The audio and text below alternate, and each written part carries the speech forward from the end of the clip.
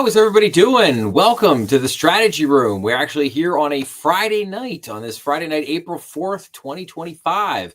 Hope everybody had a great week out there. Unfortunately, I had a scheduling conflict this week, so I had to move tonight's show to Friday night as opposed to our normal time on Saturday night at 8 o'clock. But don't worry, I've got all the usual stuff for everybody tonight. We got a jam-packed show here as always. And I am going to kick us off here. I wanted to show everybody this basically this thread, if you will, from X. And I'm going to try to blow this up here a little bit, hopefully, so everybody can see this a little bit better. But this was from a lady named Tanvi Ratna. Hopefully, I'm saying that correctly. But I wanted to run through this because I thought that she really hit this very succinctly. And she really laid this whole tariff conversation out really well, if you will. So let's start here at the top. It basically says Trump's new tariffs aren't a trade tweak. They're the first move in a full spectrum reset. Yes, I would agree with that. 9.2 trillion in debt matures in 2025. Inflation lingers and alliances are shifting. One announcement just set a dozen wheels in motion. Here's what's really happening and why it matters. And now we're going to walk through this thread. Now, just a quick note. I have mentioned for months now about the fact that we have 9.2 trillion in treasuries that have to be rolled over. Scott Bessent, our new Treasury Secretary, he's the one that has to deal with that. And that is a monumental task. But we're going to see here as we walk through this how exactly it is he probably is going to approach doing this. Okay, so let's go in here. So start with the debt. The 9.2 trillion must be refinanced in 2025. If rolled into 10-year bonds, every 1 basis point drop in rates saves approximately $1 billion a year. So a 0.5% drop would save $500 billion over a decade. So lower yields free up fiscal room. Without them, core spending gets crowded out. Now, as everybody was freaking out today with the stock market, what happened with rates? So let's take a look here. What happened with the rates today? Let's jump over to bonds and let's go to the 10-year note. Oh, that's right. The 10-year note actually went down. It was actually under 3% today. It actually got down to almost 3.85% until it bounced back up to about 4%, where it's hovering at right now. But again, this is a good thing, and you're starting to see the effects of this. So yields coming down. So you saw 30-year, the 10-year, the 7-year, the 5-year. Now that the shortest term T-bills, the 6-month, the 3-month, the 1 month, they're still a little bit high at 4.1%, 4.255, 4.288. But the point is, you wanted to get these yields down. We wanted to get these yields lower, and so far, that's one of the things that we're seeing here. But let's go back here. So again, as it says, lower yields free up fiscal room. Without them, core spending gets crowded out. So again, we're looking for lower yields to help reduce the amount of money that has to be paid on this $9 trillion in debt that has to basically be rolled over. Okay, so how to push yields down with sticky inflation and a cautious Fed? Well, manufacture uncertainty, sweep in with tariffs, spook the markets, trigger risk off, money exit stocks, floods into long-term treasuries, a deliberate detox, if you will, to cool the economy and cut refinancing costs. And again, you see here's the treasury from, and this was April 3rd, so this was on Thursday. But 4% is still hovering at that moment around 4%, but down from the nearly 5.8% that it was at just a couple months ago. So again, the key point here is manufacture some uncertainty. By sweeping in with the tariffs, you spook the markets a little bit, you get a broad sell-off. So far so good. But cheap refinancing isn't enough on its own. Even at lower rates, the debt remains enormous. That's where the next lever comes in, cutting the deficit. So Elon Musk and Doge are cutting $4 billion per day. At that pace, they'd shave off $1 trillion by the end of September, if not by May. Now, I don't understand how they could get there by May, But even if they got there by September, that would be pretty wild. Now, let's see. How are they doing so far? So let's check in on our Doge clock here. So our Doge clock basically says we're at 280 billion. With a savings per taxpayer of $2,496. So far, so good. They definitely seem to be on their path here to reaching this $1 trillion mark. I mean, they're a quarter of the way there, but they still have a long way to go. And I want to believe so hard in this 1 trillion number, but I don't know if they can really get there. I just don't know if there is that much. I mean, if there's that much fraud and abuse and waste in the government, half our government needs to go to jail. I'll put it that way. But I mean, again, it would be amazing if they could get to this 1 trillion number, but I don't know if I don't know if they can fully get there. I really think that depends more on Congress. I think we need Congress to get us that to that major cut to where we're cutting $1 trillion, more than $1 trillion. That's got to be Congress has got to get involved there. So, okay. With these savings, the big economic pillar to successfully deliver on Scott Bessent's 3-3-3 plan is to get growth up. Tariffs come in as a trigger for domestic industrial revival. The thinking is by making imports expensive, you create room for U.S. producers to step in. But here's the problem. American factories can't scale up overnight. So in the short term, consumers will face higher prices. The administration knows this. That's why they're front loading the pain now, betting that by 2026, the benefits will be visible. In the meantime, they're going to offer some near-term relief. Tax cuts have already been floated to help offset the cost burden on households. And while risky, currency devaluation may follow later to make imports cheaper without lifting the tariffs. So, and don't forget, tariffs also bring in revenue. So estimates suggest they could raise over $700 million within the first year. That's not a game changer on its own, but it gives the Treasury a bit more room to maneuver, especially if paired with deficit cuts. So still, this approach isn't without risks. If domestic supply chains can't catch up, or if global retaliation kicks in, inflation could rise again. And if that happens, the Fed may be forced to raise rates, which would blow a hole in the low yield plan. That's the tightrope. A common critique. Why impose tariffs before building out the capacity to replace imports? But that assumes tariffs are the end goal. They're not. They're the starting gun, if you will, a way to force movement both inside the U.S. and around the world, which brings us to geopolitics. Before tariffs, Trump's team signaled a global order reset, pulling back from NATO, cooling EU ties, and opening diplomatic space with Russia, Saudi Arabia, etc. Tariffs now serve as leverage to renegotiate terms based on America First policy. Expect a lot of bilateral deals in the coming months.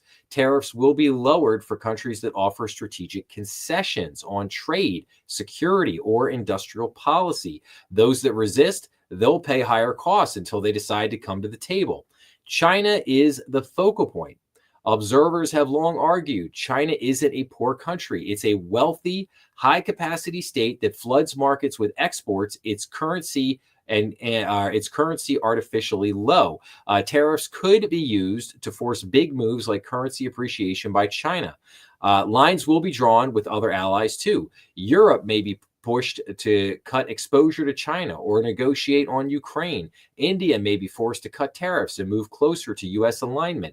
Mexico and Canada could face demands to crack down on fentanyl trafficking routes. In the U.S., there will be clear winners and losers. Steel, autos, and textiles are likely to benefit, industries that form Trump's political base. But tech, retail, and construction, sectors more reliant on imports, could take a hit, especially in swing states. And that's the political gamble. If jobs return fast enough in key states and inflation remains under control, the tariffs may look like a bold but effective move. But if prices spike and job creation lags, the strategy could backfire by November of 2026.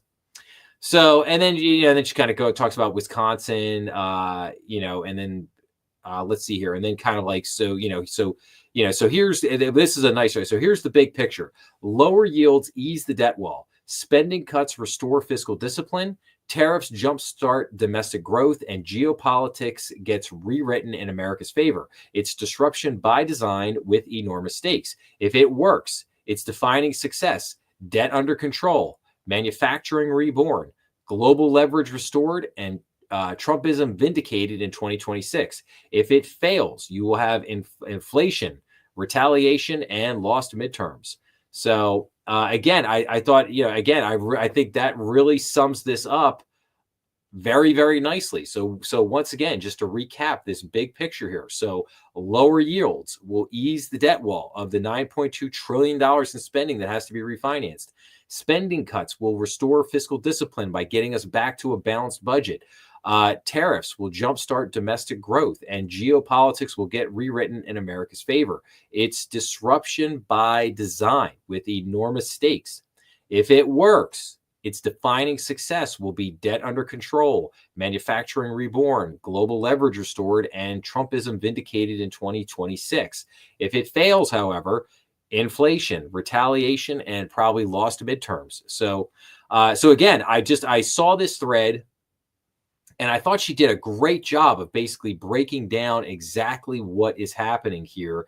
And I think this is a great plan, and I think it will work. But you're gonna take some pain, and you're gonna take some hits in the short term. Meaning the next 6 months, the next 9 months, we're going to take some, or it's going to be a bumpy road. I think that was always the plan. I said that, starting in January, that this year was going to be kind of a rough year. And that was kind of always the plan for 2025. But hopefully we take the pain now, and then as we move into 26, 27, 28, and things, continue to get better and better and better. You can see it. The number of companies you already have, how many companies have already lined up with $2.9 trillion in money that's going to be invested into the country in building new manufacturing plants, increasing what's already there. GM already announced yesterday that they're going to majorly increase production at one of their plants down at, I think it's Fort Hood, Indiana. So that's good news. Like, that's good news. But in the meantime, you're going to get a lot of this stuff going on. But I think what was fascinating to watch, I think yesterday and today, just the news media just absolutely melt down on this entire topic is just quite fascinating. And again, what it's astonishing to me is that nobody presents the real the real picture here, which is the United States basically getting killed with tariffs, and yet we don't tariff these other countries back. We just let them basically beat us up, and we do nothing in return. And I don't understand that. I've never understood that since 30 years ago, going back to my college days when I was finance major, and I was in economics, and I was studying this stuff really for the first time, really digging into this, and it suddenly dawned on me back then that it's like, wait a minute, we don't have free trade. We don't have free trade in this country. We have the U.S. basically gives it all away, and we get insanely taken advantage of.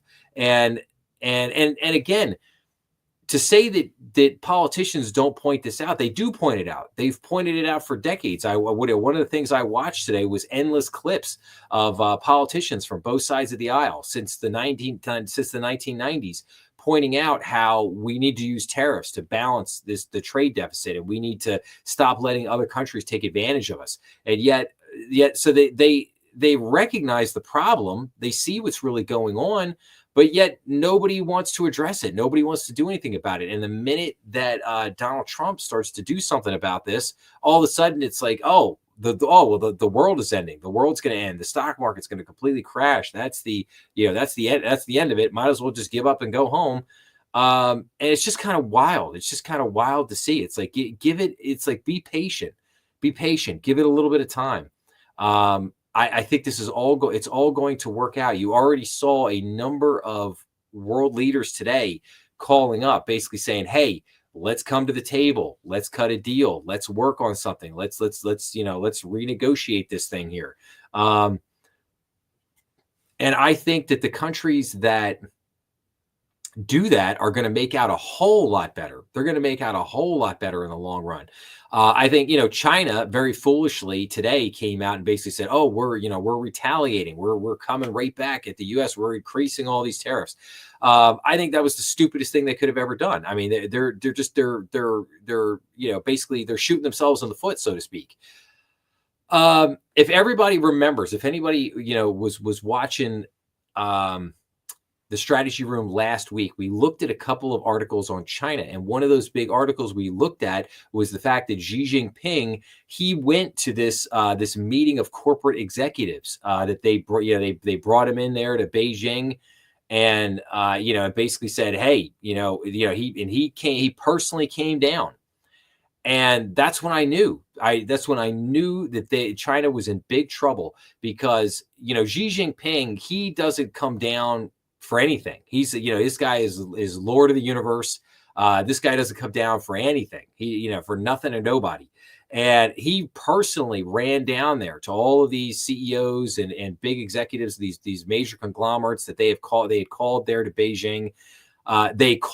Summoned there to Beijing. And the number of American companies that were there made me want to vomit. But that's another story.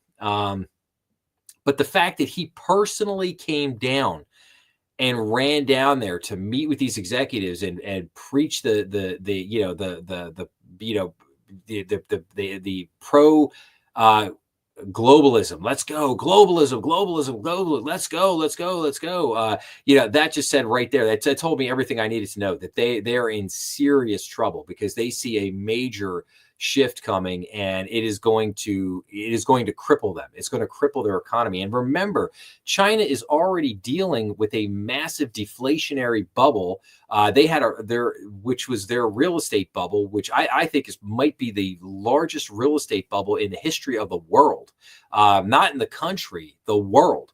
Their real estate bubble is insane, and I've been waiting for 10 years for this thing to blow up, and it looked like starting the last year or so it has. Now they've done a great job of papering it over and putting band-aids on it, and putting the finger in the dike for the moment, but that's not going to save it. And this might be what this whole, if they want to enter into a trade war right now, this could be what breaks them economically.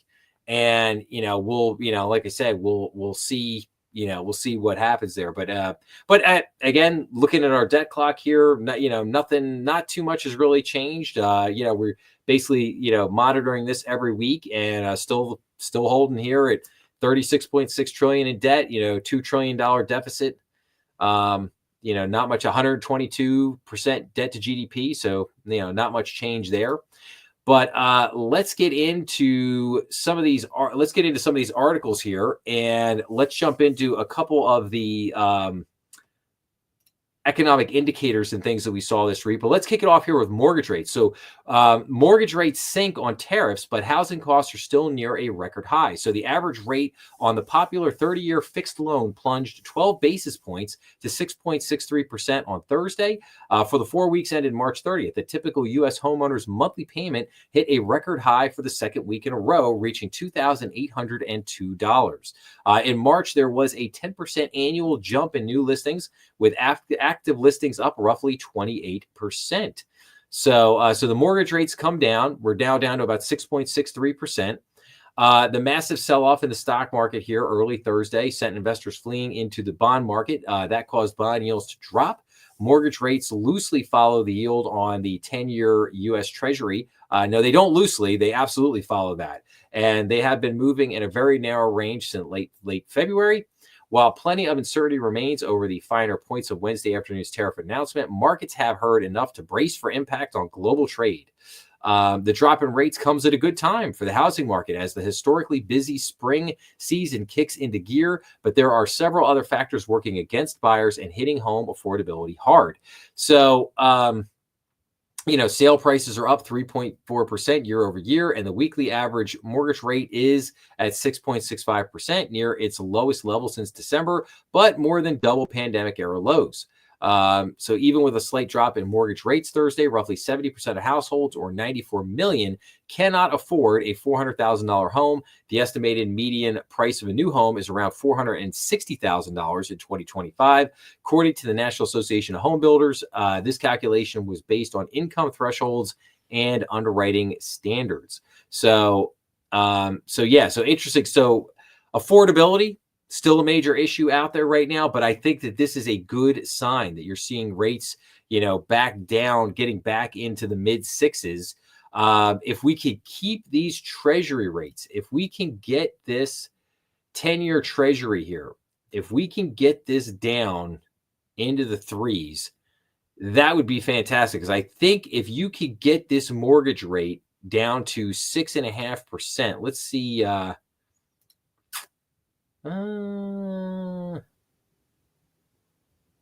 Looking for rates here. Futures, bonds, stocks. That's not what I'm looking for. All right, I have to look for those mortgage rates elsewhere. But my point being, though, is that I think if you could get these mortgage rates down closer to 6%, that is really going to help. That is really, it's a psychological thing. Like, that is really going to help the housing market, at least in the short term, with trying to get people, at least get some activity going again. So, okay, let's take a look at the payroll numbers. So we had this morning. We had U.S. payrolls rose. U.S. payrolls rose by 228,000 in March, but unemployment rate increases to 4.2%. So non-farm payrolls in March increased 228,000 for the month, up from the revised 117,000 in February, and better than the Dow Jones estimate for 140,000. Healthcare was the leading growth area, consistent with prior months. The industry added 54,000 jobs, almost exactly in line with its 12-month average. Average hourly earnings increased 0.3% on the month, in line with the forecast, while the annual rate of 3.8%, the lowest level since July of 2024. So job growth was stronger than expected in March, providing at least temporary reassurance that the labor market is stable. The Labor Department reported on Friday. Let's see here. However, the unemployment rate moved up to 4.2%, higher than the 4.1% forecast, as the labor force participation rate also increased. So, so 228 was a good number. I just hope, again, it's an accurate number, as I have pointed out for many months. A lot of these job numbers and things that we've been getting have not been very accurate, and the numbers are, constantly getting revised downward the next month. So let's hope that is pretty. Let's hope that that's pretty good. Also, a couple of days ago, we also had this. Private companies added 155,000 jobs in March, more than expected, from ADP says. So it says, companies added 155,000 in March, a sharp increase from the upwardly revised 84,000 in February, and better than the Dow Jones forecast for 120,000, according to ADP. On the wage side, earnings rose by 4.6% year over year for those staying in their positions, and 6.5% for job changers. The gap between the two matched a series low. So that was good. That was also good news from a couple of days ago. And I'll just see if there's any other tidbits in here. I don't think there were. So, okay. So now we got some good job numbers here. So what about GDP? So first quarter GDP growth will be just 0.3% as tariffs stoke stagflation conditions. I find it very funny that they want to talk about, they finally want to talk about stagflation. I was talking about stagflation last year, basically saying that we should have had stagflation had basically Powell and Jeremy Yellen not been working hand in hand to massage the economy and basically keep it limping through the end of Biden's presidency into this year, where they made the not so subtle handoff. And we'll get to Mr. Powell here in just a minute, believe that. But But like I said, I just find it funny that now they want to start talking about stagflation, and a word that they would not utter last year. Last year, absolutely will not utter stagflation. No way, no how. But this year, now all of a sudden, this year, it's like, oh, they've rediscovered this word has re-entered their vernacular. Okay, so this says economic growth in the first quarter was just 0.3%, according to CNBC's rapid update, which tallied the forecasts of 14 economists. The survey also shows core PCE inflation will remain stuck at around 2.9% for most of the year. The dour new forecasts come as the decline in consumer and business sentiment from the emerging trade war is showing up in real economic activity. So policy uncertainty and new sweeping tariffs from Trump administration are combining to create a stagflationary outlook for the U.S. economy in the latest CNBC rapid update. The rapid update, averaging forecast from 14 economists for GDP and inflation, sees first quarter growth registering an anemic 0.3% compared with the 2.3% reported in the fourth quarter of 2024. It would be the weakest growth since 2022 as the economy emerges from the pandemic. Core PCE inflation. Meanwhile, the Fed's preferred inflation indicator will remain stuck at around 2.9% for most of the year before resuming its decline in the fourth quarter. Behind the dour GDP forecast is new evidence that the decline in consumer and business sentiment is showing up in real economic activity. The Commerce Department on Friday reported that real or inflation-adjusted consumer spending in February rose 0.1% after a decline of 0.6%. In January, Action Economics dropped its outlook for spending growth to just 0.2% in this quarter from 4% in the fourth quarter. So signs of slowing in hard activity data are becoming more convincing following an earlier worsening in sentiment, wrote Barclays over the weekend. Recession risks rising. On average, most economists forecast a gradual rebound, with second quarter GDP averaging 1.4%, third quarter at 1.6%, and the final quarter of the year rising to 2%. Wow, they're gonna give them 2% here for the end of the year, right? The danger is an economy with an anemic growth of just 0.3% could easily slip into negative territory, and with new tariffs set to come this week, not everyone is so sure about a rebound. Well, we shall see on this. I don't think, I think it's pretty obvious at this point that the first quarter GDP number is not going to be great. But again, this is the hangover from what the Biden administration left us. Okay. I love how, CNBC, Bloomberg, Fox News, the Wall Street Journal, these guys, they've worked very hard to paint this picture right now that somehow, since Trump came in, he's tanking the economy. It's not that Joe Biden left us this giant turd burger and his economy was nowhere near the way that they painted it or way that they made it look. But yet, here we are, and it's, again, okay, it's all Trump's fault. So again, I just find this interesting. But now, okay, let's talk about the Federal Reserve a little bit, and let's talk about what Jeremy Powell did today. So Powell sees tariffs raising inflation and says Fed will wait before further rate moves. Now, if everybody remembers what I said, especially last week, but for the last couple of weeks, Jeremy Powell is not going to do anything. Jeremy Powell has taken his ball and he's gone home. He's sad. He's pouting. He was continuing to pout today. I think he snapped at one of the reporters today, who basically said to him, "Why aren't you decreasing rates?" And I think he just kind of snapped back with like, "Yeah, well, that's why I'm not going to decrease the rates." Jeremy is a bitter man right now. Fed Chair Jeremy Powell said Friday that he expects President Donald Trump's tariffs to raise inflation and lower growth. Powell added that the Fed faces a highly uncertain outlook because of the new reciprocal levies the president announced Wednesday, keeping the Fed on hold for interest rate moves. "We are well positioned to wait for greater clarity before considering any adjustments to our policy stance. It is too soon to say what will be the appropriate path for monetary policy," he said. But it wasn't too soon for him to start decreasing rates in September. That was just fine. But now when we could probably use him doing something. Okay, yeah, now it's too soon. Now he has to wait, and it's too uncertain, and there's too much volatility, and this, that, or yeah, yeah. For him, yeah, he's basically sits there and said, "Hey, I'm just going to do whatever over here." Um, Federal Reserve Chairman Jeremy Powell said Friday that he expects President Donald Trump's tariffs to raise inflation and lower growth, and indicated that the central bank won't move on interest rates until it gets a clearer picture on the ultimate impacts. In a speech delivered before business journalists in Arlington, Virginia, Powell said the Fed faces a highly uncertain outlook because of the new reciprocal levies the president announced Wednesday. Though he said the economy currently looks strong, he stressed the threat that tariffs pose and indicated that the Fed will be focused on keeping inflation in check. Our obligation is to keep longer-term inflation expectations well anchored and to make certain that a one-time increase in the price level does not become an ongoing inflation problem.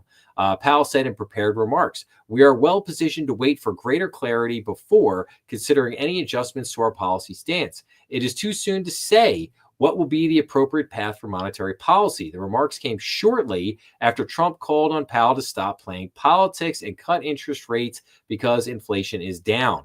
"I make it a practice not to respond to any elected officials' comments, so I don't want to be seen to be doing that. It's just not appropriate for me," Powell said at the onset of a question and answer session period. And let's see here, focused on inflation, of course, but I want to go here to this now. So President Donald Trump says Fed Chair Powell should cut interest rates and stop playing politics. So President Donald Trump on Friday called for Federal Reserve Chair Jeremy Powell to cut interest rates, even as his tariff blitz roiled markets and raised fear of a rebound in inflation. This would be a perfect time for Fed Chairman Jeremy Powell to cut interest rates. He is always late, but he could now change his image, and quickly, Trump said in a post on Truth Social. Energy prices are down, interest rates are down, inflation is down, even eggs are down 69%, and jobs are up, all within 2 months. A big win for America. Cut interest rates, Jeremy, and stop playing politics. Trump's post comes as global equity markets are selling off sharply. The president's new tariff policy unveiled Wednesday has raised concern about a global economic slowdown.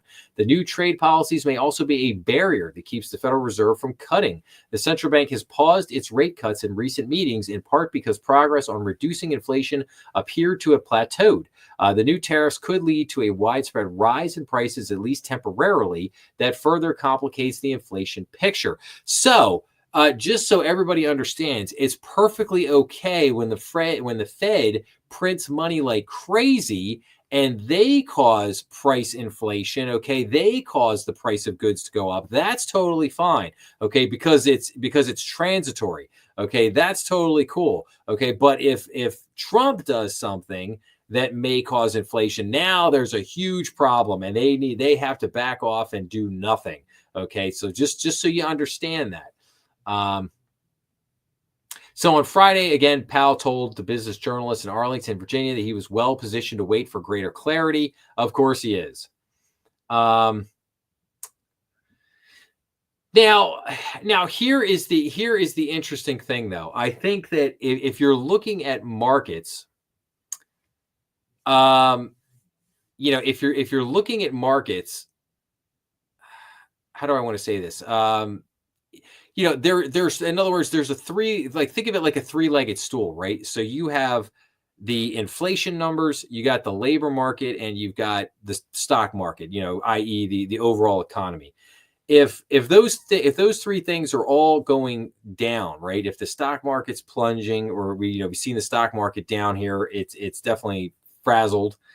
If the labor market is weakened, obviously there was pretty decent jobs report today. And if inflation is going down, but inflation's kind of stuck in neutral at the moment, sitting there at the most recent reading from the PCE at about 2.9%. So right now, like, does it make sense right this second to cut rates? No, probably not. Probably not. But we have to see some of this economic data. Now, obviously, if things continue to weaken, if inflation should begin to trend down, if the labor market should go a little bit negative, if the stock market continues to go down, then yes, I mean, at some point, the Fed has to act here. The Fed is not going to be able to just sit on the sidelines forever and do nothing just because Jeremy Powell wants to continue to pout and that his bestie is not there to hang out with him anymore. So, all right, and let's take a look at this is interesting here. So now traders are betting that the Fed will cut rates at least 4 times this year to bail out the economy. Now, again, I think that this is totally just wishful thinking on the part of the part of Wall Street here. I don't know if I see 4 rate cuts coming this year. So traders are now betting the Federal Reserve will cut interest rates at least 4 times this year amid fears President Donald Trump's tariffs could tip the U.S. into a recession. Odds of 5 quarter-point reductions coming this year jumped to 37.9%, up from 18.3% one day prior, according to data from the CME Group on Friday morning. That would put the federal funds rate at 3% to 3.25, down from the 4.25 to 4.5% where it has been since December. Markets are also pricing in a roughly 32% chance the Fed funds rate will fall to 3.25 to 3.5, which would mean 4 quarter-point cuts from the Fed. At the same time, the likelihood of a 0.5 percentage point trim coming in June also jumped to 43.8% from 15.9% previously. The implied odds the Federal Reserve will cut aggressively rose after Trump's tariffs raised fears of a global trade war and hurt economists' forecasts for both growth and inflation. Investors are expecting that a slowdown in economic growth could spur the Fed to lower rates in a bid to avoid a recession. However, many worry the Fed has a tough road ahead of it, as the central bank would have to cut rates in an environment where inflation has yet to go down to its 2% target. If implemented, the tariffs are expected to drive core inflation north of 3%, possibly even as high as 5%, according to some forecasts. So, yes. So in other words, what happens is, Wall Street, they put this article out basically saying you have to pay very close attention to the time here. So this came out at basically, around 9:12 a.m. this morning. Jeremy Powell talks at around what was it? 12 o'clock, 1 o'clock Eastern Standard Time, something in that neighborhood. This came out this is maybe about 11:25 a.m., something like that. So a couple hours later. So, and part of the reason why, let me see if I could find this here. Part of the reason why we had this, let me go back here for a second. Let's just look at this. So market's down 5. Dow Jones is down 5.5% today. Down 2,231. A big reason for this sell-off was because of the fact that Jeremy Powell basically signaled that they were going to do nothing. If they signaled that, hey, maybe there's a chance that we cut rates, like even if Jeremy Powell had signaled that there was a chance, it's like the old Jim Carrey. So you're telling me there's a chance, yeah. Even if he had signaled that there was a chance that they may cut rates later in the year, that would have helped the market today. But obviously, there was basically no indication of any kind that the Fed was coming to save anybody, or that the Fed was going to bail the markets out or bail Wall Street out in any way, shape, or form. And so, boom, you get a 5% down day on top of the basically 1% that we had yesterday. So not a pretty week for markets, especially the last couple of days. But like I said, the Fed has impact on these things as they basically, continue to sit on the sidelines and not want to do anything. So now, again, do I see the Fed cutting rates 4 times this year? I think there's a very good chance that they may get to a point where they have to, where they're not going to have a choice. They're going to have to act, or they're going to have to do something to basically stimulate the economy or keep things kind of rolling along. It's really difficult right now where, like I said, Trump is trying to maneuver all this stuff with Scott Bessent and some of the other people on his team. And, it doesn't make things easy when your Federal Reserve chairman is just sitting there on the sidelines and basically, like I said, is just determined to not do anything and will do absolutely nothing to help. He won't help the country. He won't help basically to hell with all the American citizens. He could care less. He's just going to sit there on the sidelines and twiddle his thumbs. And apparently he's just, he's going to wait 18 months until his term's up and Trump, sends him packing. I guess that's going to be his priority at the moment. He's just going to sit there and do nothing, and that's what he's going to do. So it's kind of infuriating, to be honest. But all right, let's look at some other things here. I got a lot of other stuff here to cover tonight. Okay, this is kind of interesting. So federal funding cuts are raising questions about university endowments. Here's what some are worth and how they work. So Columbia is one of the richest universities with a $4.8 billion endowment.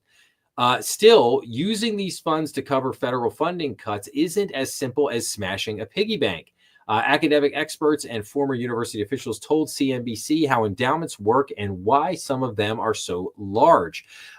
Okay, so just so everybody understands, so this is the sympathetic piece that is getting put out by the universities to basically explain why they can't use that endowment money. They have a $40 billion endowment and they can't possibly use that money because that's earmarked for very special things. And, so it's not a piggy bank and they can't just go in and take the money. And so, what they really need is they need our taxpayer money. We have to hand this taxpayer money over to them because heaven forbid they touch these massively insane endowments. No.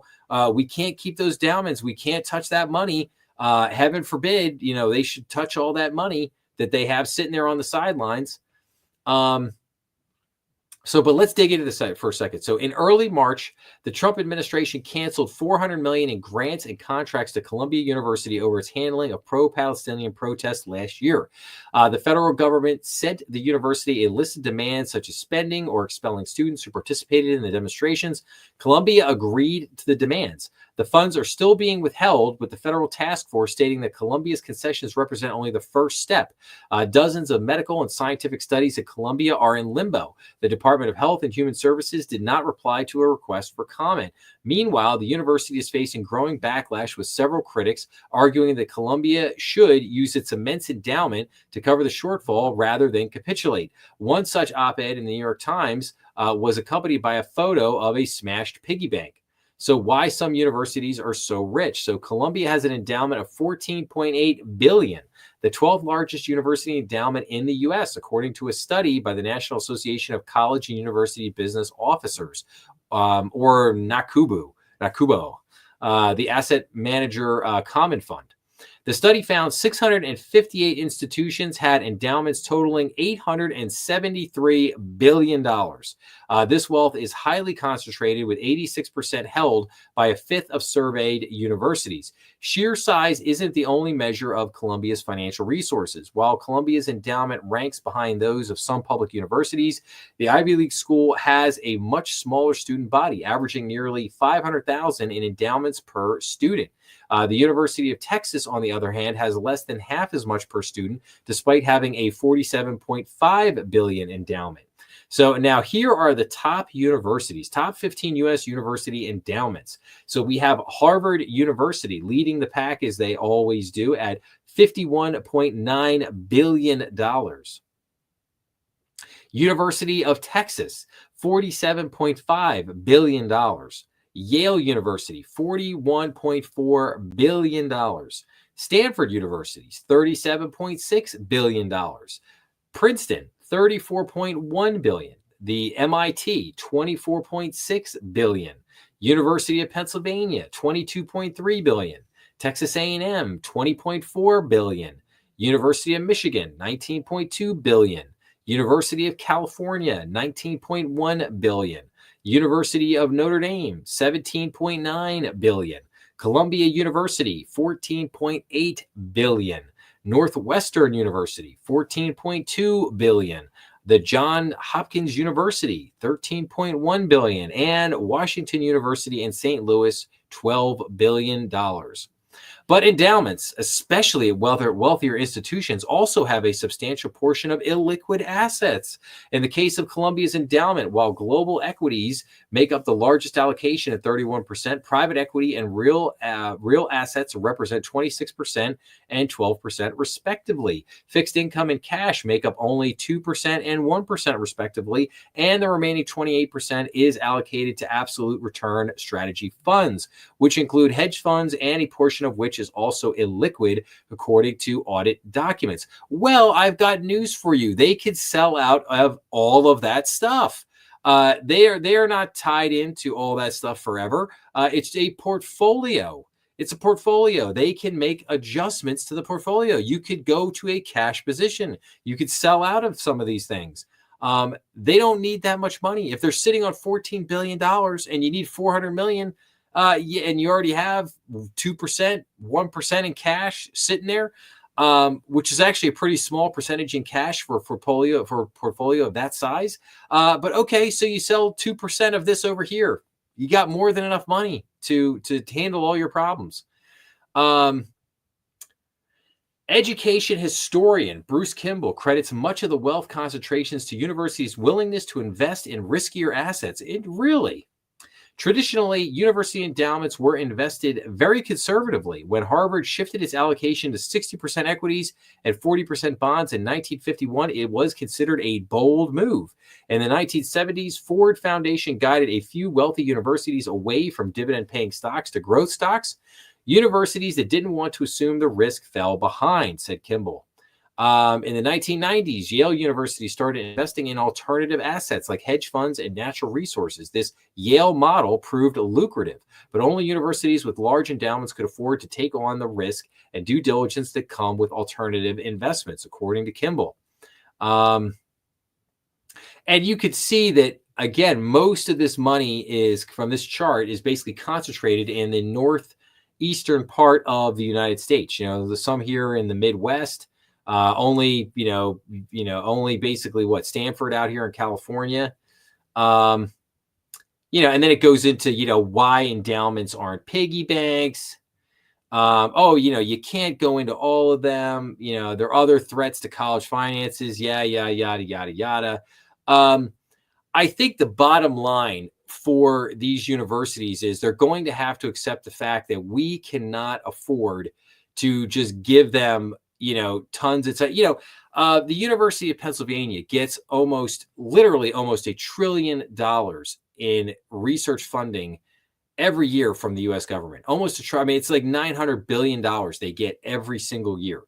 And we just can't afford. Looking at these numbers, we just can't afford that. Sorry. We're not going to be able, you're not going to be able to get that funding from the taxpayers any longer. You are going to have to reach in to these massive endowments, and you're going to have to figure this out.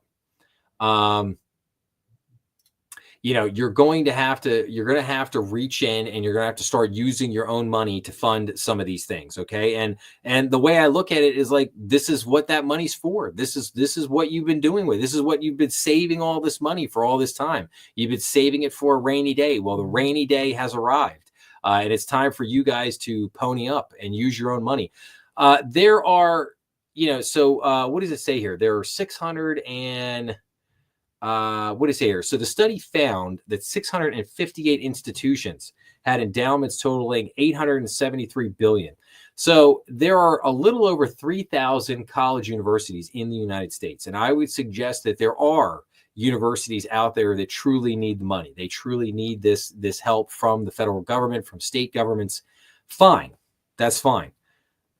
These 658, I don't think so. I think they need to reach into this ridiculous bundle of wealth they have here, this $873 billion. I think they need to start writing some of their own checks. And I just think that is a hard reality that they're going to have to adjust to, because it's just not, we just don't have the taxpayers tapped out. Taxpayers tapped out. We just do not have the financial bandwidth to fund all of these universities anymore to, do some of the And again, I'm sure that there are some very, very good research, some very, very good things that go on there. I have no doubt about that. But I also think that there's a lot of garbage that goes on there too. And I think that this is also used in very realistic ways. The research funding money is used to control a lot of the, academic apparatus, if you will, the journals, whether it be economic journals or health journals or whatever they may be, and the PhDs and the doctors that write the articles and do the research that get peer reviewed that go into these journals. I think a lot of this money is used to influence a lot of that stuff and basically put out there the things that academia wants to be put out there and the way that they want it to be put out there. If you're not working within that narrative, your stuff ain't getting done. But anyway, okay. So again, I thought it was an interesting article. I wanted to do the exercise of walking through all of these large universities. I wanted to walk through this exercise so that people could actually see how much money and endowments these colleges actually have. So the next time you hear some of these guys, when you hear Harvard and Yale crying poor mouth, I want you to put the hand up. Put the hand up. Say, no, ain't happening. Ain't happening. Reach into the pockets. All right. Some other news here. So court ruling breathes life into the CFPB. As I've been reporting for the last couple of weeks here, the CFPB not quite shut down, but most of the employees there laid off. A lot of the stuff, everything basically put on the back burner, all the things they were working on put on hold. But now we have this court ruling that's, like I said, breathing life back into the CFPB, if you will. So a federal judge ordered the White House to send Consumer Financial Protection Bureau employees back to work, reversing sweeping cuts ordered in February. Trump and his cost-cutting advisor, Elon Musk, had all but gutted the agency, which was long a target for Republicans who said the agency represented government overreach into business. This is likely not the last say on the future of the CFPB, as the Trump administration plans to file an appeal and the court case moves forward. The government banking watchdog is set to get back on the job this week after a court order stopped President Donald Trump's administration from dismantling the Consumer Financial Protection Bureau. On Friday, Judge Amy Bermy Jackson ordered the White House to reinstate fired employees, restore contracts, and give employees of the CFPB office space or remote work access. The ruling was a sweeping rebuke of the actions Trump and his cost-cutting advisor Elon Musk took in February to dismantle the agency. In ordering the injunction, Jackson sided with the Bureau union and consumer groups who had sued the Trump administration to reverse the action of acting Bureau Director Russell Vought. The legal dispute over the CFPB is one of many courtroom battles currently being waged over the extent to which Trump and his Department of Government Efficiency have the authority to stop spending the government agencies' work without congressional approval. So what's next for the CFPB? So Jackson's injunction wasn't the last word, not by a long shot. But it was meant to preserve the agency and its operations while the legal dispute plays out. Bloomberg Law reported that the Trump administration is filing an appeal to overturn the injunction. Absent an injunction freezing the status quo, preserving the agency's data, its operational capacity, and its workforce, there is a substantial risk that the defendants will complete the destruction of the agency completely in violation of law well before the court can rule on the merits, and it will be impossible to rebuild. Yes, I think that is basically exactly what is going to happen and exactly how this is going to play out. I don't think this injunction is going to do much to save this. And I think even if it does, it's going to be slow walked. It's going to be slow rolled. They're not going to move fast to put the CFPB basically back together again. They're just not going to do it. But again, it's interesting to see here. And we'll see how we'll keep an eye on this, and we'll see how this and how some of these other things play out as well. So, okay. So let's look at a couple of articles here on gold. So obviously gold's been a hot topic for a lot of things here recently. So this was one article from the Wall Street Journal. So everyone is a gold bug now. So first-time investors and long-time enthusiasts worry about Trump-era volatility and global tensions. So this article starts out by saying Andrew Gariori, recently took his money out of crypto and bought 16.5 ounces worth of gold bars. The 38-year-old radio and television consultant was skeptical about whether crypto or the stock market would gain under President Trump, plus the thought of a physical investment comforted him. What I decided to do with that in the future, whether I sell it back into the market or keep it for children in the future, I don't know, said Giriori, who lives in Ontario and keeps the bars in a safe at his house. But I have something, and I think that's kind of cool. The metal is attracting first-time buyers seeking a stable investment on Trump's policies, as Trump's policies rattle the stock market and escalate global political tensions. Other longtime devotees are increasing their holdings. Front-month gold futures settled at a record $3,086.50 a troy ounce on Friday after a key inflation gauge rose. They have climbed 17% this year. Now, keep in mind, this article is a couple weeks old. This wasn't as of today. Investors have poured a net $11.4 billion into physical gold ETFs since the start of February, according to Morningstar. The funds are on pace to net the most monthly inflows in March since July of 2020 during the height of the pandemic. And you can see from this chart here, net flows into ETFs backed by physical gold. Right here, 5.9 billion in March and 5.46 billion in February. So people really jumping in on the gold bandwagon right now. But I would tell people, I have never been a huge fan of gold ETFs. I just have not. And I would tell people, if you are going to own gold, you should own physical gold. But again, that's your decision to make. I'm not. I always have to give the disclaimer. I'm not offering financial advice here per se.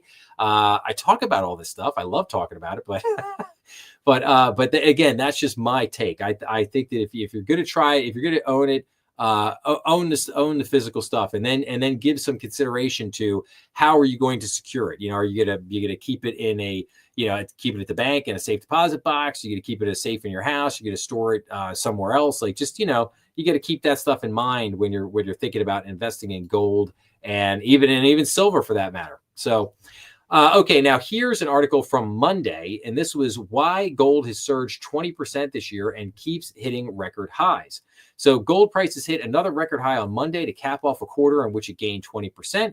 Retail investors have flocked to gold, a traditional safe haven asset, in response to the tariff and broader economic uncertainty that has weighed on stocks in recent months. Bank of America analysts last week raised their gold price target to $3,500 an ounce, citing demand from retail investors, central banks, and Chinese insurers. Gold advanced to a record high of more than $3,100 an ounce on Monday, capping off a blockbuster quarter of gains. Gold futures rose 20% in the first 3 months of the year, the metal's biggest quarterly gain since 1986, according to Reuters. Investors have rushed to safe havens like gold and U.S. Treasuries in response to uncertainty created by Donald Trump's unpredictable tariff threats. Trump, over the last 2 months, has shaken investor confidence by sporadically announcing, delaying, diluting, and escalating trade wars with many of America's largest trading partners. Economic data have remained strong this year, but researchers warn that lower confidence and heightened uncertainty could soon translate into less spending and slower growth. Investors rush into gold as stocks slide. So individual investors have rushed into gold as uncertainty has hammered the stock market. Focused commodities ETFs, which include gold funds, recorded inflows of $4.7 billion in February, their biggest monthly haul since March of 2022. The SPDR Gold Shares Spider Gold Shares ETF under the ticker gold accounted for $3.4 billion of that total. With stock market turbulence and gold prices increasing through March, its likely inflows accelerated in the last month of the quarter. So, but I would tell people here that it is not so much retail investors. It is really central banks. Central banks buying gold. That is what is ultimately driving the gold price. Central banks have been net buyers of gold for the last 5-6 years now, and that has really been driving that gold price there. Now, gold hitting this price this is an all-time high for gold, and it really shows you that in times like this, in times where there is a lot of economic uncertainty out there, people are always going to run back to gold because gold is a safe haven. Now, at the same time, I want people to think about a couple of realities when it comes to gold. Gold is not easy.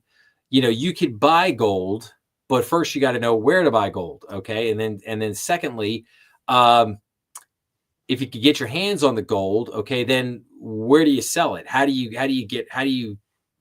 sell it? How do you sell it back to the market? So you got to understand a couple of these things because it's not like it's buying gold or silver is not like buying anything else. It's not like buying a stock. It's not like buying a house, a car, whatever. There are definitely some nuance to it, and you have to understand a little bit more about the system and how it works. But the first place to go and look a lot of times is go to the U.S. Mint. You can go to the U.S. Mint website. You can see what gold offerings they currently have.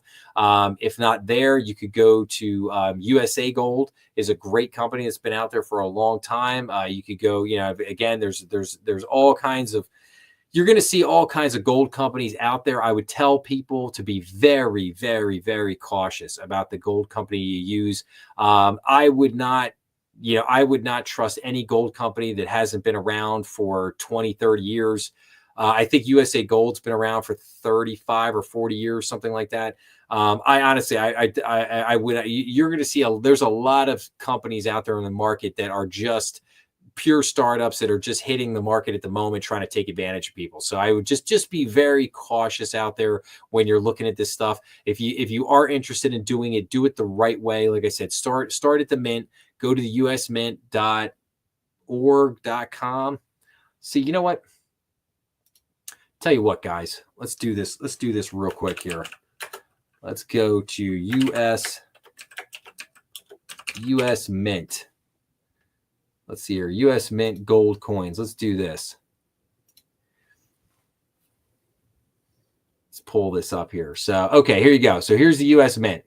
So you could shop here, shop official US Mint gold program. So if you're interested in gold, start here. Go to the United States Mint. Go check out with gold and silver metal. You could check out metals, coin sets. All the different things that they have out there right now. Some of the stuff is a little gimmicky, but some of the stuff is your basic, your 1 ounce American Eagle silver gold coins. You got your 1 ounce, you got your gold and your silver gold, American Eagle gold coins, silver coins. So, check those out first. Start with that. And if they're sold out or you can't get anything there, go to some of the other gold, like I said, some of the other gold companies that are out there, like I said, USA Gold. Great company that's been around for a long, long time. Michael Kariakis, I think is the gentleman's name who started that company and has run it for the last, like I said, 35, 40 years. Very well-known guy. He's been on everything you could think of, Wall Street Journal, CNBC, Bloomberg. He's been on anything and everything. He's been around a long time. His company, very good company, but, make sure, check the website, make sure, Better Business Bureau has given them a good recommendation. Check Google for reviews, make sure people have given them positive reviews, that they've got a good star rating out there. But make sure you're buying the right stuff. Now, I will say this one thing, there's been a lot of stuff about like Costco, people buying the gold bars at Costco. I would be very, very careful with that. Again, I'm not saying that Costco is not selling the best stuff, but I'm a little leery of that. I'm afraid that one day people are somebody out there bought 10 of these gold coins from Costco, and they go to sell them back and find out that maybe they're not as much gold as they thought they were, or maybe it's not as good quality as they thought it was, and it's just not worth as much as you think. So that's all. So like I said, just keep that stuff in mind as you're going through this. Okay, so let's see here. All right, we're gonna. You know what I'm gonna. You know what I want to do? I want to jump over to. All right, we're gonna come back to this in just a second, guys. So I want to do about this point. We're about the 1 hour mark into the show, so this is about the time I usually like to go over the episodes that I put out this week on the channel, just to review those real quick. We're also going to talk about economic indicators coming out this week. I'm going to give you guys a little bit of other banking news that's out there at the moment, and then we'll get back into all the articles and stuff like that. So what did I have come out this week? So on Monday, I had episode 352 came out, and it was called Examining Javier Milei's Turnaround in Argentina. This episode examined several articles about Argentina President Javier Milei's transformation of the country's economy. The first article from the Wall Street Journal was titled How Javier Milei's Tough Remake of Argentina Made Him a MAGA Hero. The second article from the Epoch Times was titled How Milei's Radical Reforms Turned Argentina's Economy Around. Argentina, throughout most of the 20th century, was one of the most beautiful and wealthy nations in the world. Starting in the late 20th century, however, the country turned towards socialism with disastrous economic results. Javier Milei is working to turn the country around with classical liberal and what he calls anarcho-capitalism beliefs. And is it working? Well, so I'll save you the suspense. So far, it is. It is working incredibly well. And again, I found these two articles to be very interesting, pointing out the progress that Milei has made down there, the things that he has done, radical deregulation, cutting a lot of red tape, just getting the government out of the way, getting government out of people's lives, really putting in more of those capitalist ideals. Let people start businesses, let them run them. Argentina has a lot of natural resources down there. It's a great, very fertile land for farming. Let the farmers farm. Let them do their thing. So I love what he's doing. And, he gave us one of the great memes of probably the last few years with the afuela. The ticket's going afuela. It's like gold, man. It's like one of the best things ever. Afuela. Okay. On Tuesday, I did episode 353 was what is a merger of equals? So, and this episode discusses the concept of a merger of equals and then walks through a recent example of a merger between Berkshire Hills Bancorp and Brookline Bancorp as outlined in the bank slate. Now, everyone might remember Paul Davis from the bank slate. He was just on last week to do an interview with us, and he was kind enough to share this article with me. I told him I was trying to do an example of a merger of equals, and he said, hey, I got just the thing for you, send it over. And so it was great. So if anybody wants to get a little bit more information, a little bit better understanding on what exactly is meant by a merger of equals in the banking business, and a recent example that just played out over the last few weeks, check out that episode. Also check out the bank slate if you get a chance at thebankslate.com. Okay, on Wednesday, I did episode 354, which was how are banks dealing with unrealized losses in their bond portfolios? Obviously, this is an issue that's been going on for a few years now in banking, so I wanted to kind of provide an update on that and what was happening. So, and this episode basically examined a recent article from Bank Director, which was titled, Banks Have Been Unloading Bonds at a Loss. Is that a good thing? So for several years now, the banking industry has been dealing with unrealized losses in their bond portfolios. Many banks in the industry have been selling at a loss to reposition their bond holdings, and many banks are still holding tight. As this issue continues to persist, banks will have tough decisions to make around growth, potential mergers, liquidity, capital, and earnings. So again, very interesting dynamics there. I think some banks are making a lot of progress with their bond portfolios, but some banks not so much. So, and that is going to lead to some hard decisions on the part of some of these banks. And we'll see what happens. We'll see how that continues to unfold. On Thursday, I did episode 355, which was called What is Going On with Consumer Credit Scores? So now this episode examined 3 articles related to consumer credit scores. The articles included a credit score hangover is hitting America's riskiest borrowers. Also, a steep drop in credit scores hits student loan borrowers. And credit scores of more than 9 million student loan borrowers will likely drop in the first quarter. So the first 2 articles are from the Wall Street Journal. The third article is from Investopedia. And consumer credit scores are about to drop due to a number of issues that include higher interest rates, student loan debt, and increased credit card and auto loan debt. So I thought that I actually thought it was a very interesting thing. All these different dynamics that were affecting consumer credit scores and how that those consumer credit scores were really about to have probably a pretty decent drop here over the next couple of months. So again, I think it's just something to pay attention to, something to keep an eye on, something to pay attention to. So, and then this was probably my most interesting episode of the week, which dropped earlier today, which was episode 356, and it was called "How Did J.P. Morgan Get Duped Out of $175 million?" Now, there's a huge court case that has been going on here. A lot of people in the banking business have been following this very heavily. So this episode examined a couple articles on this from the Wall Street Journal, and they were titled basically, "She's Accused of Duping JP Morgan. Somehow the bank is feeling the heat," and Charlie Javis found guilty of fraud in the JP Morgan case. Now, Charlie Javis was an entrepreneur, a very young woman who started a company called Frank. And this company, Frank, and that's spelled like Frank, Frank. This company, Frank, was basically helping student loans to get access to financial aid. Now, JP Morgan was so impressed with the company and so impressed with Charlie that they wanted to, and they decided to buy this company for $175 million in 2021.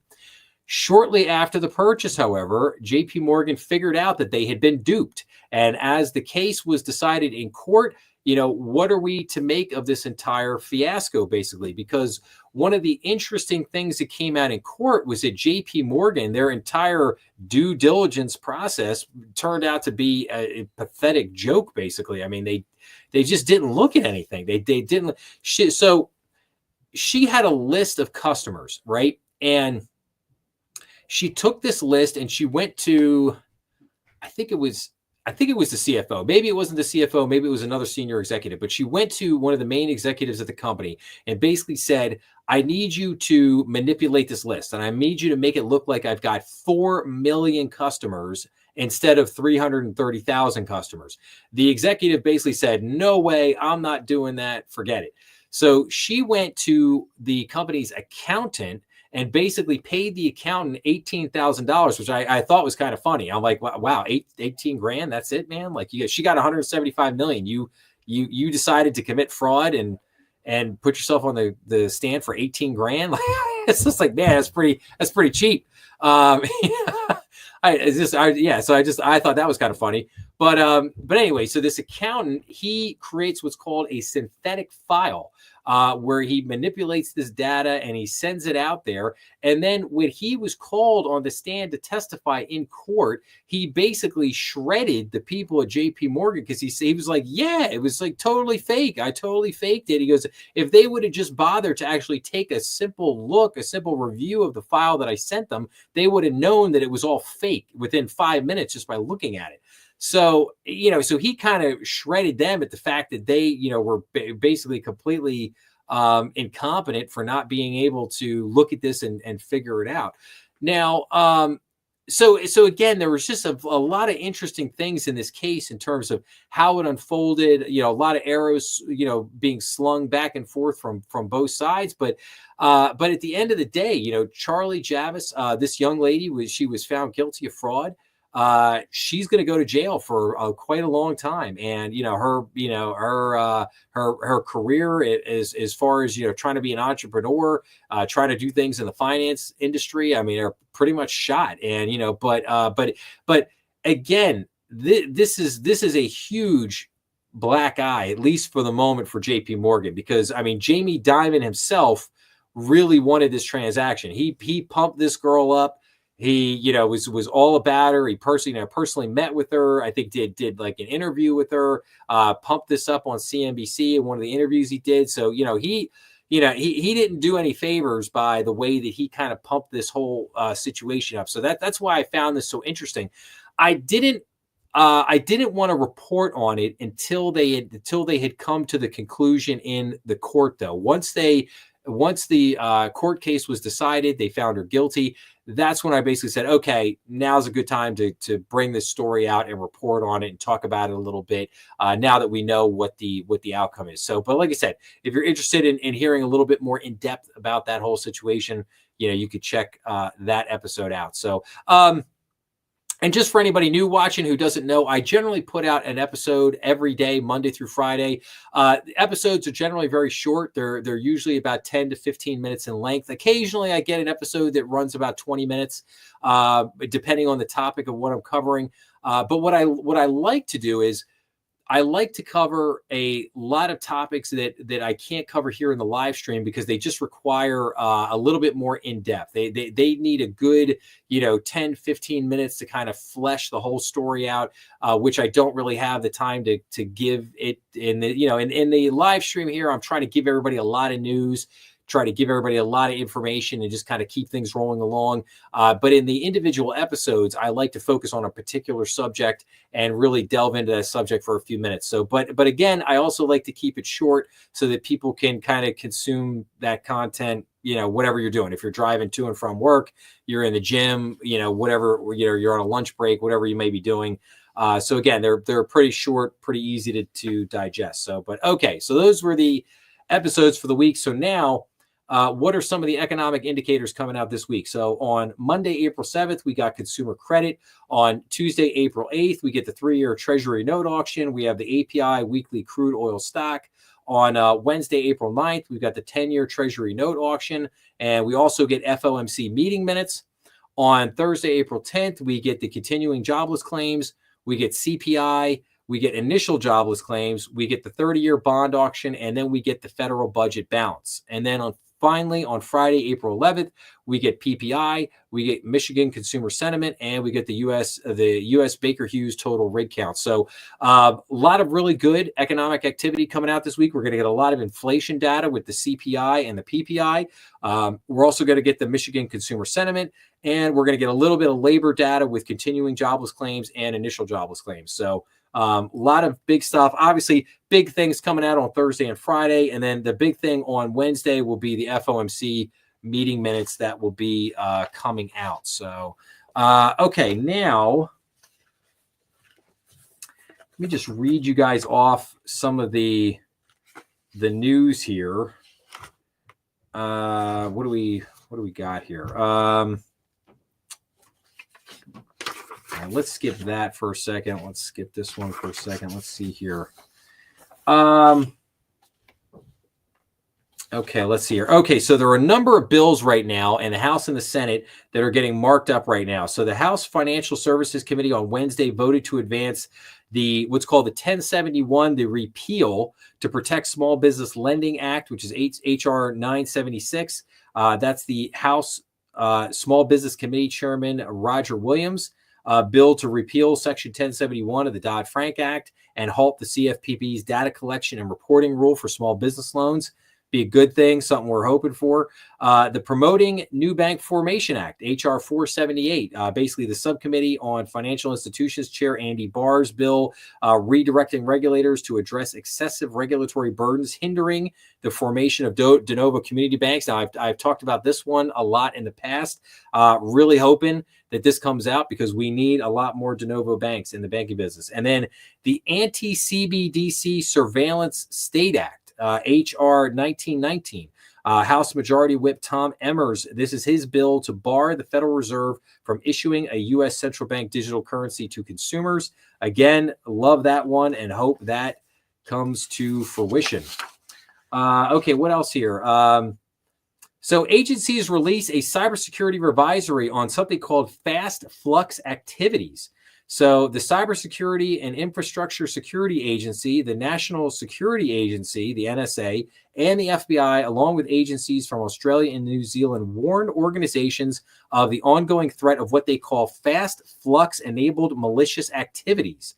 So in its advisory, the CISA said fast flux is a technique used to obfuscate the locations of malicious servers through rapidly changing domain name system records associated with a single domain name. The threat exploits a gap commonly found in network defenses, making the tracking and blocking of malicious activities difficult. So that's kind of interesting.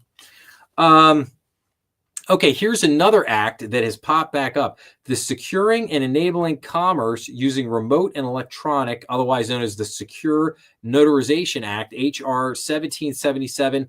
This provides businesses and consumers with the ability to execute critical documents using two-way audio-visual communication while ensuring a level of safety and security nationwide. Now, this bill has been out there for a long time now. It's actually had bipartisan support. It just has not seemed to be able to, for whatever reason, to find its way through to fruition. Now, this is a huge bill, and it is a big time game changer because this will allow for electronic notary. So, in other words, you go to you have a settlement to buy a house, to buy a piece of real estate. You will now be able to do this electronically. You will not have to go in person.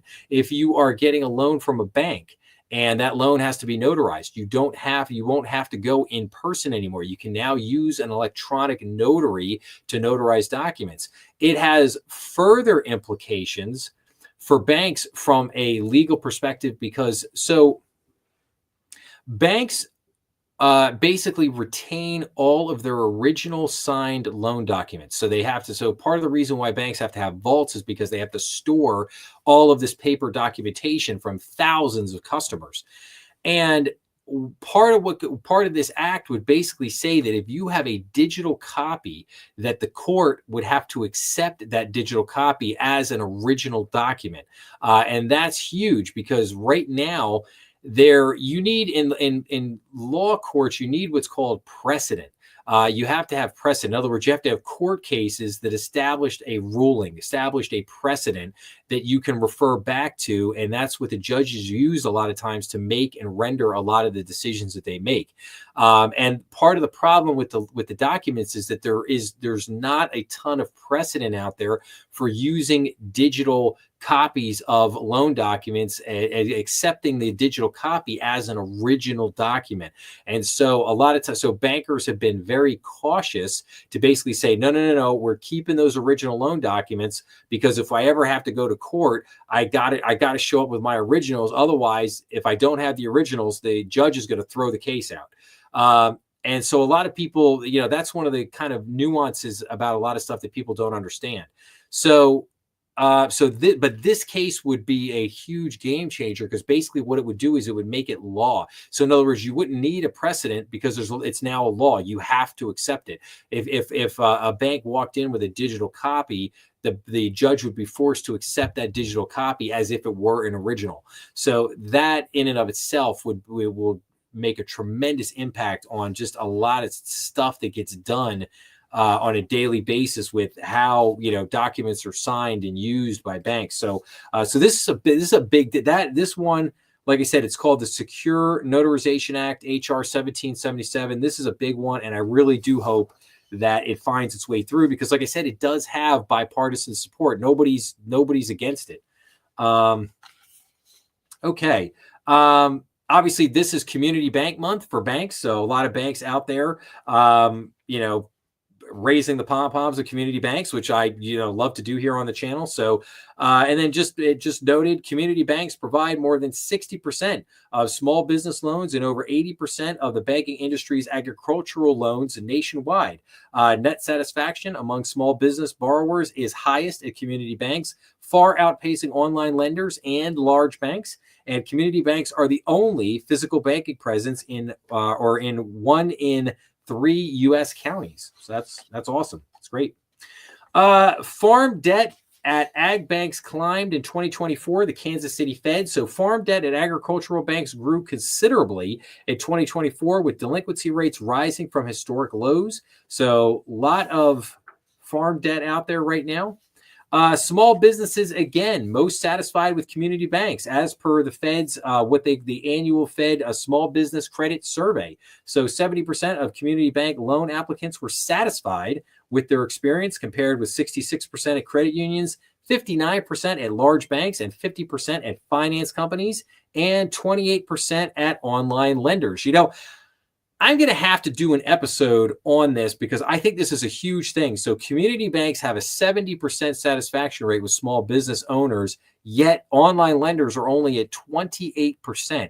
And there are a lot of reasons for that. I'm not going to bore you guys with all these reasons here tonight, but there are a lot of reasons for that major discrepancy.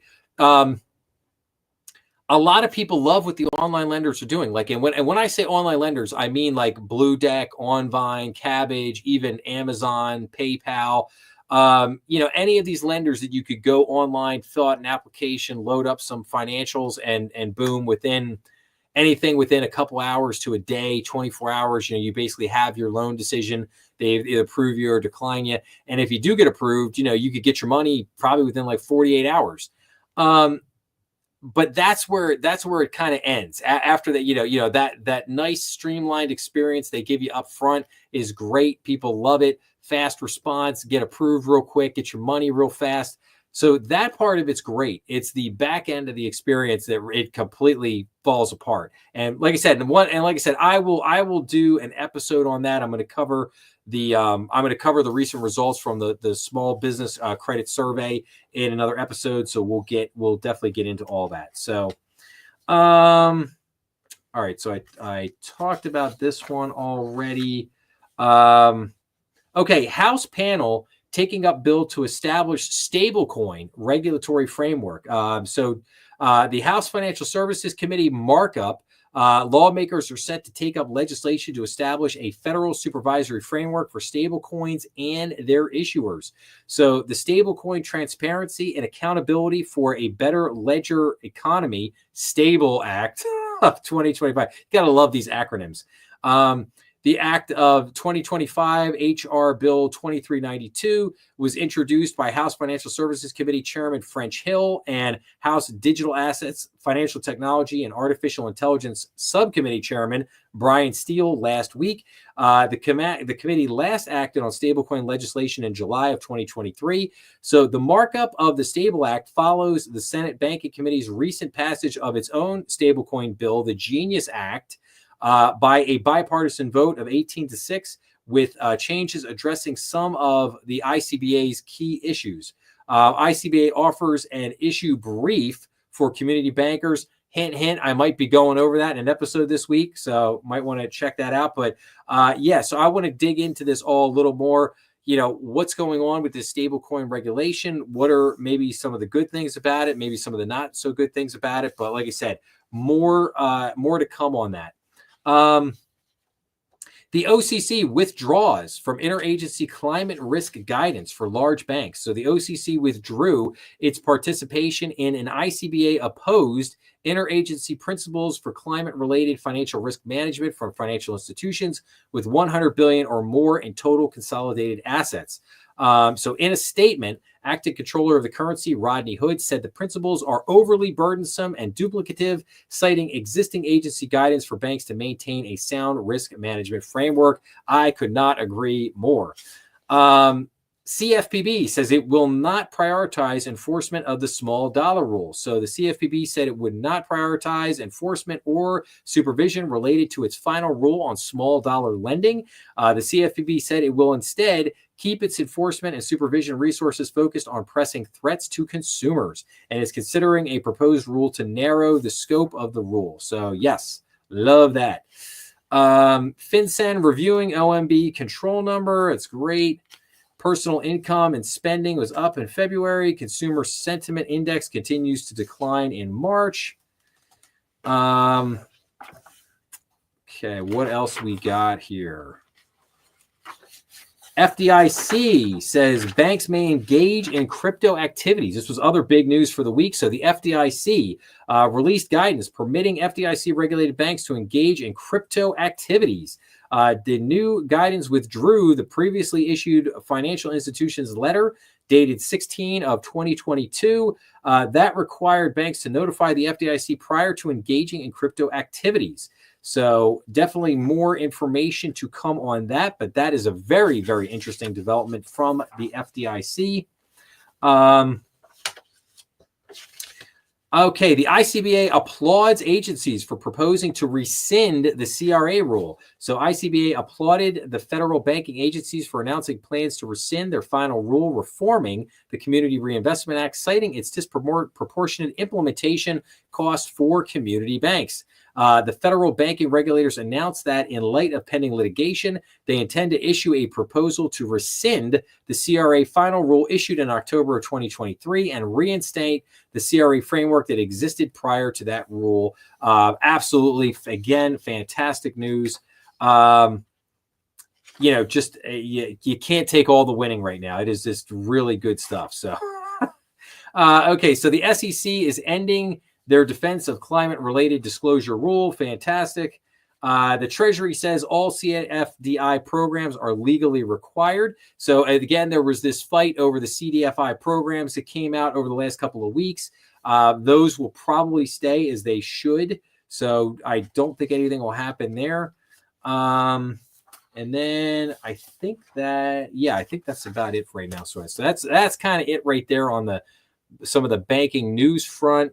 Okay, so how are we doing on time here? We're doing all right here for a little bit. Okay, let's go back to some of these articles here now for a little bit, guys. Okay, so this next series of articles is not a great thing because it paints kind of a picture of a struggling consumer. So, young Americans struggle to save, raising concerns among financial experts. Student loans, credit card debt, and the easing of spending with a smartphone all take a toll on savings that could jeopardize retirement security. So financial experts are increasingly concerned about studies showing that young adults in the United States are falling behind in savings at an alarming rate. Some organizations are working to promote financial literacy and encourage better saving habits. The latest survey by financial services company Empower found that more than 21% of Americans lack emergency savings, funds set aside for unexpected expenses such as medical bills, job loss, or other financial emergencies. According to the survey, the median emergency savings among Americans is just $600, far below the recommended amount to cover 3 to 6 months of expenses. Baby boomers age 61 to 79 and Gen Xers age 44 to 60 have saved the most, with median savings of $1,000 and $868 respectively, while millenniums age 28 to 43 and Gen Zers age 13 to 28 have saved the least, with median savings of $500 and $200 respectively. The report cites high monthly expenses and economic challenges as the main factors affecting Americans' ability to save. High credit card balances hinder their ability to save for emergencies, while many young adults struggle to build emergency savings. Some are also allocating a significant portion of their income to discretionary spending. So a new study by American business intelligence company Morning Consult shows that a large percentage of Gen Z adults are outpacing other generations on discretionary spending. According to the study, discretionary spending accounts for 23% of Gen Z adults' expenses, with 61% admitting to over shopping, many even accumulating debt over feel-good purchases. It's impossible to save enough, so they don't start. So it's a very interesting thing here. The problem is that young people today have so many opportunities to spend money because their phone is the banking transaction center. The ease of digital transactions today isn't giving young people the ability to save. Now, I don't know about all that, but I will say it's an issue. Obviously, you think of Amazon, one click purchase, that, obviously, a lot of the girls out there, they got QVC on speed dial. But like I said, I will also say this. When it talks about the amount of savings that the different generations have, like the baby boomers and the Gen Zs having a median savings of $1,000 to $868. I'm gonna stop everything right there. If all you got in your savings account is $1,000, you need to do some serious work, because that is not going to bail you out. A bad day at the auto dealership getting your car serviced could cost you $1,500. So you get some new brakes and you got to change a battery, you got to do whatever. $1,000, $1,500 is not unheard of these days. So, you definitely, you need to have a lot more than, $1,000 saved up. I would say, what would be a good target? I think if you are a Gen Z If you're a younger millennial, if you're an older Gen Z, I would say you probably want to try to shoot for at least have, say, $5,000 saved up. If you're obviously a Gen X or a baby boomer, you should have a lot more than that. I would say you should probably be sitting on 50 grand, 50 grand or 100 grand, something in that neighborhood of savings that, you could tap on if something comes up. So obviously you need a lot more than what they're suggesting in this article. That's for sure. But it's a pattern here of what I want to get to. So, okay, let's look at, there's 3 more articles in line with this. So, renters losing hope of home ownership, a Fed survey shows. So only about 34% of renters see the probability of owning a home, according to a New York Federal Reserve survey. The survey showed that a strong majority still would prefer home ownership, as 72% see it as more beneficial than renting. Housing affordability issues aren't expected to ease anytime soon, as survey respondents saw mortgage rates hovering around 7% for the next 3 years. The hope of fulfilling the American dream of home ownership is continuing to fade out of sight for many. A New York Federal Reserve survey showed that renters put the probability of owning a home in the future at 34%, down from 40% in just last year's survey, and the lowest result in the survey's 10-year history. A decade ago, renters saw a 53% chance of home ownership in their futures, a sentiment that has markedly declined as home affordability constraints persist. Housing affordability is near its lowest level in 3 decades, and many buyers have been priced out of the market. So yes, absolutely. Young Americans, home ownership numbers aren't keeping up. So the percentage of Gen Z and millennial Americans who owned homes has been rising for years, but that's stopped recently, according to new research. Gen Z and millennials are being priced out of the home buying experience due to high sale prices and mortgage rates. Meanwhile, there's less inventory available. So younger Americans are having trouble buying homes. So despite many being at the age where they are getting married, starting families, and progressing in their careers, younger Americans are finding it harder to afford homes amid high prices and mortgage rates, according to a new report by Redfin. So you're beginning to see a pattern here. You're beginning to see trouble saving money. Young Americans, they're not keeping up with buying houses. Many of them don't believe that they're going to be able to own a house. And then here, more Americans are falling behind on car payments. Vantage Score report shows a growing number of Americans are falling behind on car loan payments, according to a report Thursday by credit scoring firm Vantage Score. The average credit score also declined, which Vantage Score attributed to growing car loan balances and student debt repayment pressures. Auto loan balances climbed more than $400 on average from a year ago, Vantage Score said. So, yes, obviously auto loans continuing to climb. We're also seeing credit card delinquency continuing to climb. So it's a pattern here, right? We're seeing, consumers really struggling out there, I think. And one of the things that's being proposed right now or being talked about is a cap on credit card rates, basically putting a cap on, Visa, MasterCard, American Express, basically them putting a cap of 10% out there on the interest rate to basically help people be able to manage their credit card debt better, be able to get that debt paid off. Because right now, people probably have interest rates on their credit card debt anywhere from, I would say, 18 to probably 28%, with most people probably being in the 25 to 26% range on credit cards. It is hefty interest payments, and if and studies have shown, once you get to X amount in credit card debt, you get up to 20, 30,000 credit card debt. It is almost impossible to get out from under those credit card payments. And then you're dealing with debt agencies and all this other kind of garbage to try to get, or maybe bankruptcy. It's just, it's not pretty at that point. So you really, really try to do the best you can out there with managing credit card debt, or just don't get into credit card debt in the first place. If you can, if it can be avoided, definitely try to avoid it.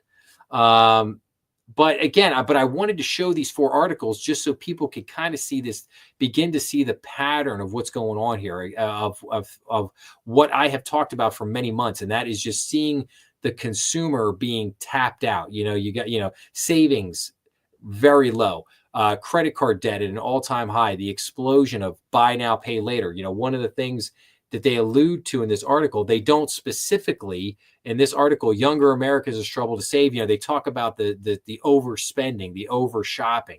But one of the things they don't talk about is the buy. This is why I really don't like the buy now, pay later, because I think it just adds that other element of, oh, hey, you know what? You need this right now. And it's $50 and that's okay. We're going to do, 4 easy payments or 3 easy payments for you real quick. So you could buy this right now on credit, so don't worry about it. You could buy that stuff, so that temptation, especially for a younger person can be huge. Somebody who's in they're a teenager or they're in their early 20s. Again, temptation's a powerful thing, and the buy now, pay later, if not used responsibly, like anything else, can, lead to, many issues. So, okay.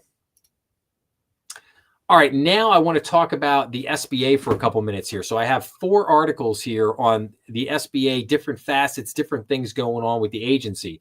So SBA loan fees are going up immediately. Here's what you need to know. Now, this is really about the 7A program, the SBA's their main flagship program. So the Small Business Administration has raised fees on some of its most popular loans as part of an effort, it says, to restore the program's financial integrity. The new fees, they're not really new. They're just reinstating the old fees, which were basically put on hold for a while, which apply to all new loans after March 27th, could result in thousands of dollars in extra costs for small business owners, depending on the size and maturity. Now, that's a little misleading. And the reason why is because one of the beautiful things about getting a 7A loan is you can actually wrap the closing costs into the transaction. So you actually don't need to bring any money to the settlement table to pay for the closing costs, at least not at the settlement table. They get added into the loan amount.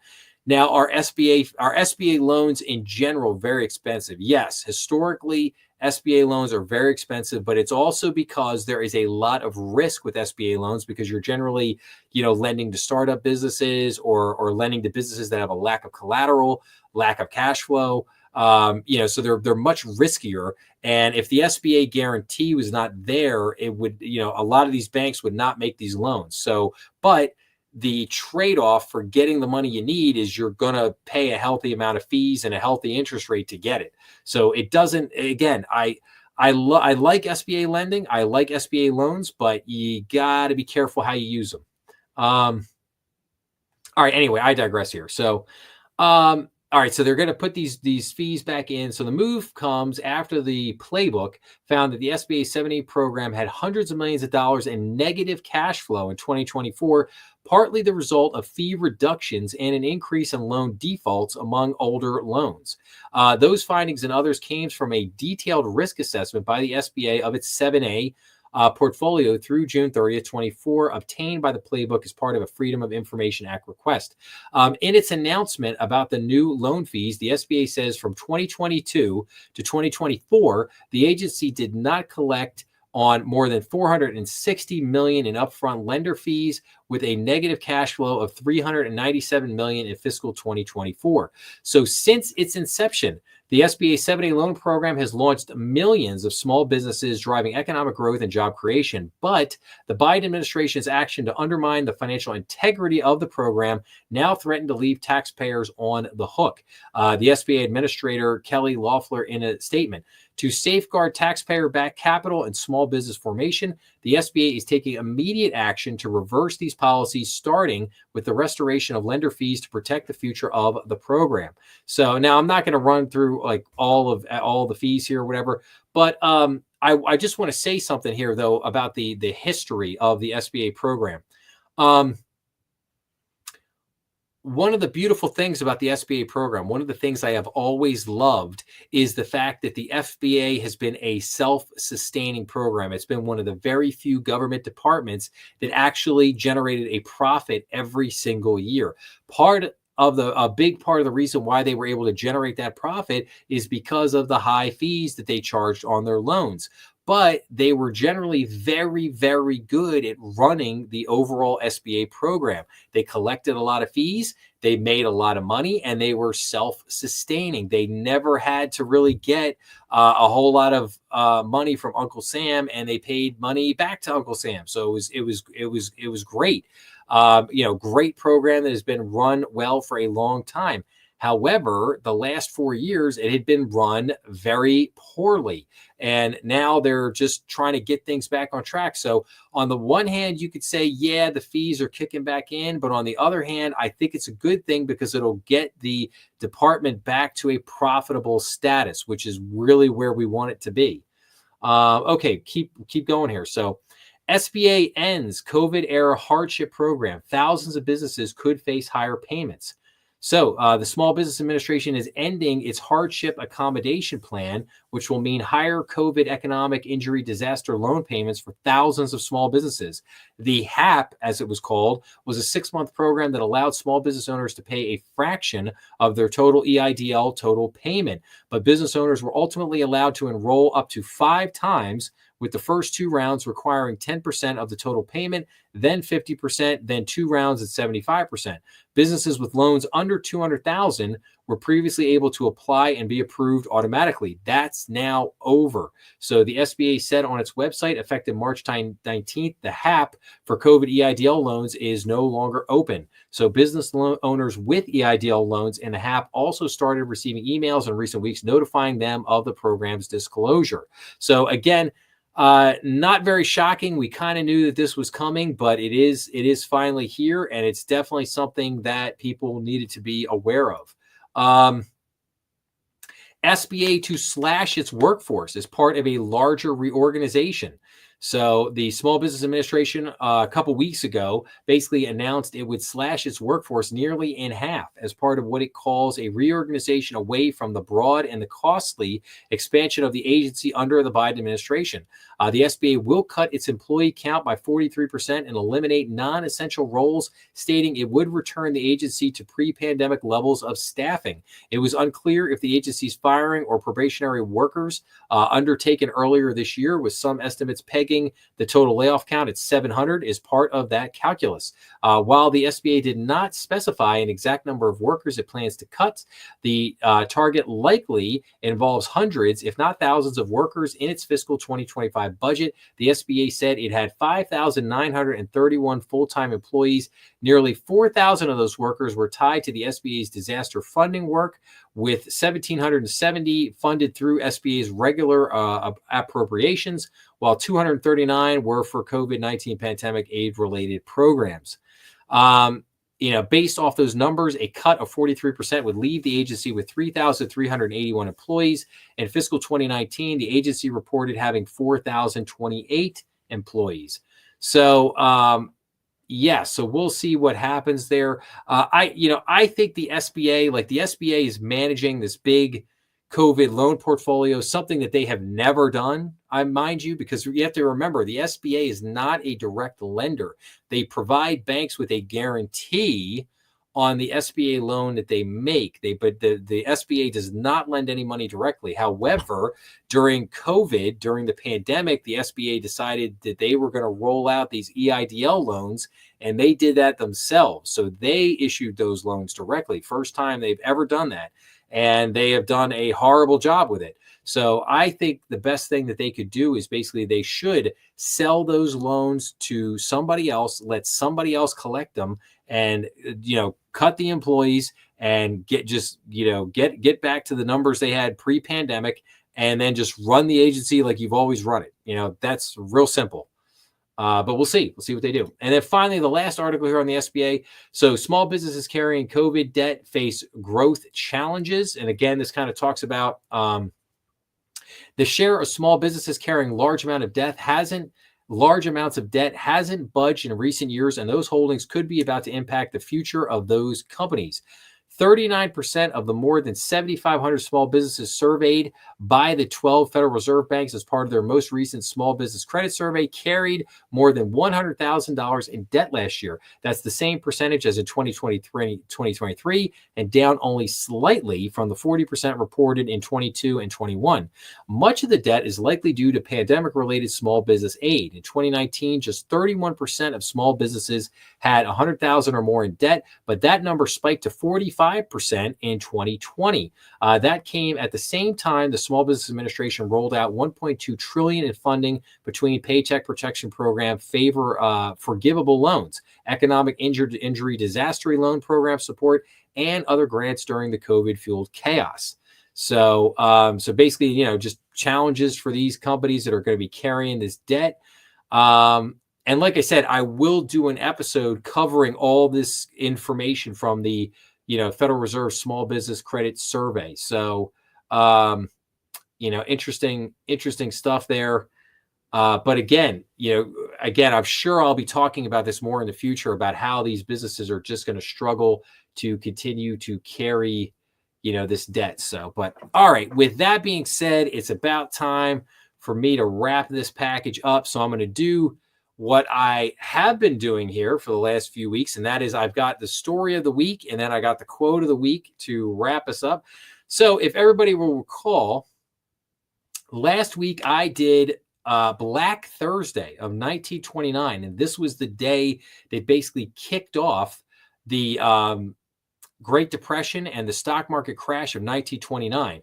So now we're going to fast forward 5 days later. So Black Thursday occurred on October 24th, 2029. Now we're going to go to Black Tuesday on October 29th, 1929, 5 days later. So Black Tuesday was October 29th, 1929. It was marked by a sharp fall in the stock market, with the Dow Jones Industrial Average especially hit hard in high trading volume. The Dow Jones Industrial Average fell 12%, one of the largest one-day drops in stock market history. More than 16 million shares were traded in the panic sell-off, which effectively ended the Roaring '20s and led the global economy into the Great Depression. The stock market crash of 1929 started with Black Thursday, when the market entered free fall shortly after opening. Major banks stepped in to buy shares and pull it back from the brink, but the morning's chaos was a portent of things to come. A 12% drop in the Dow on October 28th earned that day the moniker of Black Monday. By the end of Tuesday, thousands of investors had been completely wiped out, but the losses had only just begun. The Dow would drop 89% between its 1929 peak and July of 1932. 89%. The 1929 stock market crash wasn't the only cause of the Great Depression, as other factors, including actions taken by the Federal Reserve, also contributed. Shocking. You're kidding. The Federal Reserve played a major role in causing the Great Depression. I never would have thought that.